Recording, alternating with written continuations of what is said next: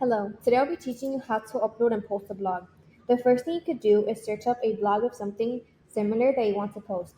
Then you can simply copy it to this website called Gemini. Gemini rephrases it for you, and then you could copy and paste it to our website, which I'll explain later. Or you could just simply go to ChatGPT and write what is listed on here. And for example, let's type for them to write a blog about African instruments. They will create a blog for you, and you later copy and paste it to our website, which you will be given access to.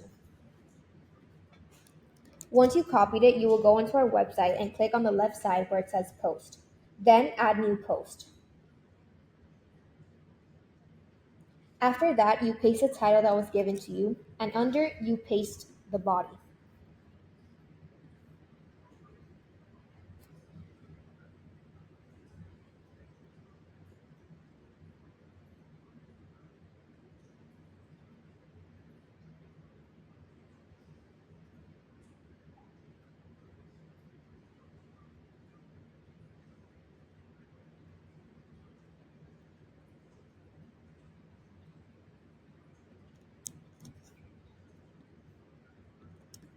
On the right hand side where it says Post, you can edit a few things.